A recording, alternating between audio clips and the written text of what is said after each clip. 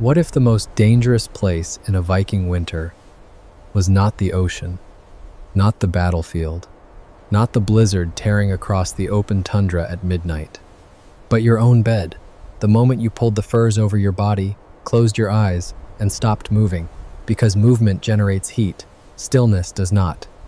And in a world where temperatures could plunge to 30 below zero and darkness could swallow 18 hours of every single day, the act of sleeping was not rest. It was a calculated risk. Every night. A body losing heat does not scream for help. It slows, quietly. The heart rate drops. The breath becomes shallow. The mind grows foggy, then peaceful, then silent. And by morning, it does not wake. Historians focus on Viking raids, on longships, on axes and conquest. But the real war the Vikings fought every single winter was not against an enemy with a weapon. It was against thermodynamics, against a cold that did not hate them, did not target them, did not even notice them. It simply took heat away, degree by degree, hour by hour. And the Vikings, who survived, were not the strongest. They were the ones who understood something that modern life has almost completely erased. Warmth is not a comfort, it is a system. And if that system breaks, even slightly, the night takes you. No warning, no second chance. To understand how the Vikings survived, you have to first understand what they were actually surviving against. Because most people think of cold as a feeling, a discomfort, something you fix by putting on a jacket or turning up the heat. But in Scandinavia, at the peak of the Viking Age, winter was not a feeling, it was a force. A sustained, multi-directional pressure system applied to every single aspect of human existence, hour after hour, for months at a time. Wind was the first enemy, and in many ways the most dangerous one, because it was invisible and constant. Wind does not just make you feel colder, it physically strips the thin layer of warm air your body generates around your skin, the layer that acts as your first line of thermal defense, and replaces it with freezing air before your body has any chance to rebuild it. In sustained Arctic wind, a body can lose heat 4 to 5 times faster than it would in still air at the same temperature. That is not discomfort, that is a countdown. Snow-buried structures, blocked pathways, and isolated communities for weeks at a time. Darkness, stretching across most of the day for months, disrupted the biological rhythms that regulate sleep, energy, mood, and decision-making. In extreme darkness, cognitive performance degrades. Judgment weakens, motivation collapses, and when motivation collapses in a survival environment, the behaviors that keep the system running begin to fail. In these conditions, no single solution was enough. Not fire alone, not shelter alone, not clothing alone. Each of those things, by itself, would fail. What the Vikings built instead was something far more sophisticated than any individual tool or technology. They built integration, a complete layered survival system where architecture, materials, biology, behavior, and nutrition all worked together to solve one central problem, slowing the speed at which heat left the human body. Because in extreme cold, death is not caused by the absence of heat. It is caused by the rate at which heat escapes. Control the rate, and you control survival itself. The Vikings did not survive winter because they were strong. They survived because they built a system. And that system was engineered to win a war that never announced itself, never paused, and never forgave a single mistake. The first layer of that system was the Longhouse. And before you picture something rough and primitive, understand this. The Longhouse was one of the most thermally intelligent structures ever built without modern engineering tools. From the outside, it appeared almost absurdly simple. Low to the ground, stretched long across the landscape, walls that leaned slightly inward, a roof so thick with turf and compressed earth that it looked less like a building and more like a hill that someone had decided to live inside. That appearance was not accidental. Every single design choice was a thermal decision. The low, elongated profile was aerodynamic. Arctic wind, hitting a tall, flat wall, transfers enormous force and energy directly into the structure, creating pressure differentials that pull warm air out through every gap and crack. But wind hitting a low, curved surface does something different. It deflects. It flows up and over, spending most of its energy on the shape of the roof rather than hammering through the walls.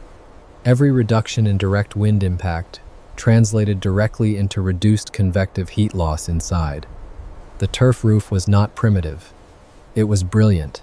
Compacted layers of earth and vegetation created thousands of tiny, trapped air pockets, each one acting as a micro-insulator. The thermal resistance of a well-built turf roof rivaled modern insulation materials in its ability to slow heat transfer. And here's the detail that stops most people cold, no pun intended. As winter deepened and snow accumulated on that roof, it did not make things worse. It made them better. Snow is an extraordinary insulator. The Vikings did not fight winter with their architecture. They used winter as an active component of the thermal system. The colder it got outside, the more insulation their roof naturally accumulated. The house became more efficient under exactly the conditions that demanded it most. But a thermally intelligent shell is only as good as the heat source it contains. And this is where the Vikings made a choice that most people would not expect. They did not simply build bigger fires.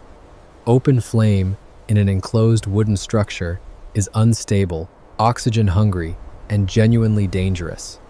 A fire large enough to heat a longhouse through the night would require constant tending, consume enormous amounts of fuel, and create serious risk of disaster in the very structure it was meant to protect.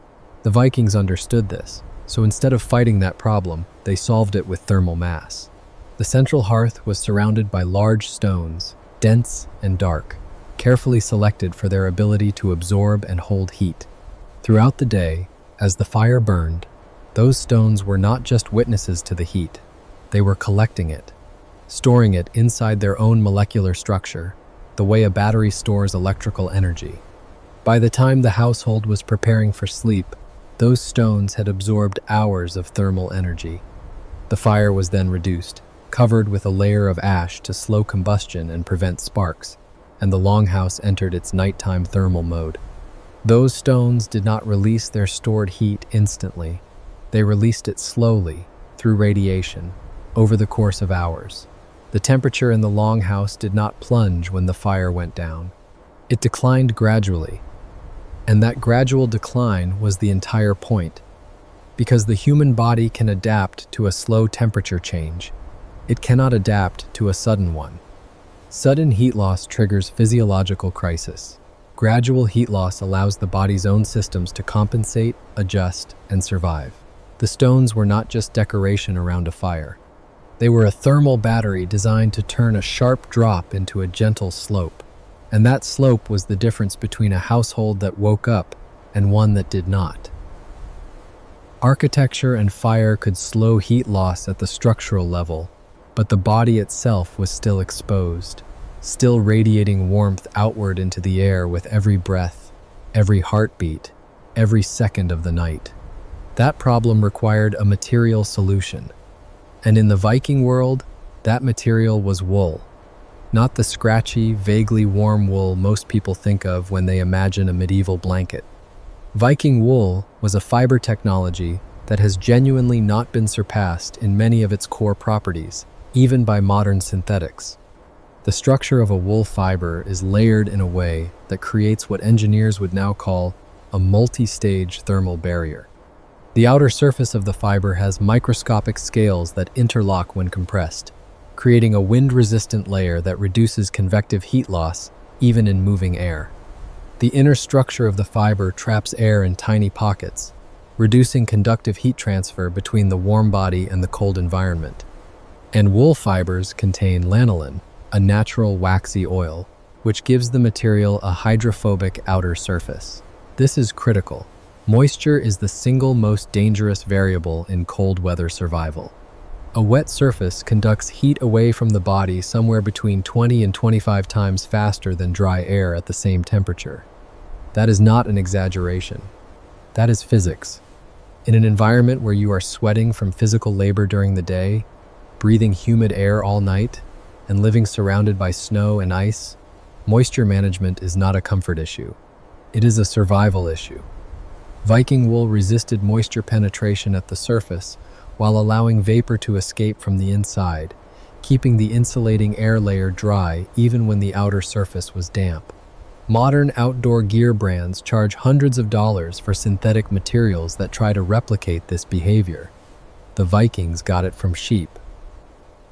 The sleeping system itself was a continuation of the same engineering logic that built the Longhouse and selected the wool. Nothing about it was chosen for softness or comfort. Every element was chosen for thermal function. The base layer of the sleeping platform was not bare wood. It was covered with straw, dried grasses, or flexible branches arranged to create a surface with structural air pockets. This mattered because conduction, the direct transfer of heat between two surfaces in contact, is extremely efficient. A body lying directly on cold wood will lose heat through its back, hips, and legs at a rate that no amount of covering on top can compensate for. The straw layer interrupted that conductive pathway, trapping air beneath the body and dramatically slowing downward heat loss. On top of that base came animal furs, with reindeer hide being among the most thermally effective materials available in the Viking world. Reindeer fur is hollow at the fiber level. Each individual hair is not solid, but contains an air channel running through its core. This gives the hide an insulating quality that is almost disproportionate to its weight, which is precisely why reindeer evolved it for survival in Arctic conditions. Over the furs came wool blankets, sealing the top of the thermal pocket and preventing warm air from escaping upward into the cold room. The result was not a bed. It was a thermal enclosure, a microclimate, a small personal atmosphere of warmth that the sleeping body maintained around itself through the night. The goal was never to heat the room. Heating a large space requires enormous energy. The goal was to create a localized shell so effective at trapping warmth that the room temperature outside it became almost irrelevant. In extreme cold, you do not survive by warming the world around you. You survive by isolating yourself from it. But even the most perfectly engineered thermal enclosure has a limit. Insulation slows heat loss. It does not create heat. Heat has to come from somewhere. And in the Viking world, the most powerful, most reliable, most irreplaceable heat source in the entire survival system was not a fire, not a heated stone, not any material at all. It was the human body. A resting adult human body generates roughly 80 watts of thermal energy through baseline metabolism. That is the equivalent of leaving an incandescent light bulb on continuously throughout the night, radiating warmth in all directions. In a small, well-insulated space, that output is significant. But alone, even inside a good thermal enclosure, that 80 watts disperses. The insulation can only retain so much of it before the gradient between body heat and room temperature pulls it away. Add a second body, and the math changes. Add 3 or 4 bodies under shared insulation, and you have a combined thermal output of 240 to 320 watts, contained within a shared microclimate that each body is simultaneously heating and benefiting from. This is why Viking sleep was communal, not as a cultural tradition, not as a social preference, not as a lack of privacy, as a thermodynamic necessity. And here is the detail that stops most people. In many Viking longhouses, the sleeping quarters were built directly adjacent to the animal byre. Cattle, sheep, and goats were not kept outside. They were kept close, on purpose, because a single cow generates roughly 500 watts of continuous body heat. The Vikings were not being primitive. They were harvesting thermal output from every living source available to them, human and animal alike, and routing it into the same enclosed space where people slept. Remove one body from that system, and the equilibrium shifts. Remove yourself entirely, sleep alone in a separate space, and you have cut your available heat output by 60, 70, sometimes 80%, while maintaining nearly the same rate of heat loss. In that environment, sleeping alone was not a lifestyle choice. It was a measurable increase in the probability of not waking up. The clothing strategy for nighttime sleep followed the same thermodynamic logic that governed every other part of the system, and it produced a rule that initially sounds completely backwards. More layers at night did not necessarily mean more warmth. In fact, wearing the wrong layers to bed could actively accelerate heat loss rather than prevent it. Here is why. Throughout the day, every garment a Viking wore accumulated moisture, sweat from physical labor, snow and ice from the environment, water vapor from breathing in confined spaces. By the time the household settled for sleep, the outer garments were not just cool, they were damp. And damp fabric in contact with skin, pressed against the body through hours of sleep, conducts heat away from the core continuously, through both evaporative cooling and direct conduction, at a rate that overwhelms the insulating value of the extra layer. The Vikings solved this problem by removing their outer garments before sleep, and either sleeping in minimal dry linen or in the coldest conditions, with direct skin contact under the shared insulation. This is not a crude or unsophisticated approach. It is precisely what modern wilderness survival training recommends. Remove damp layers, maximize dry insulation contact. Allow body heat to build within the shared thermal space, rather than being absorbed by wet fabric. Skin-to-skin contact between sleeping individuals is thermally efficient in a way that no fabric can replicate, because living skin actively generates and transfers warmth in real time, responding to the thermal state of the body next to it. The system was designed to keep the warmth inside and the moisture out, and every behavioral choice at bedtime was made in service of that single engineering requirement. A body that is perfectly insulated and sharing warmth with others can still lose the thermal battle if it runs out of fuel.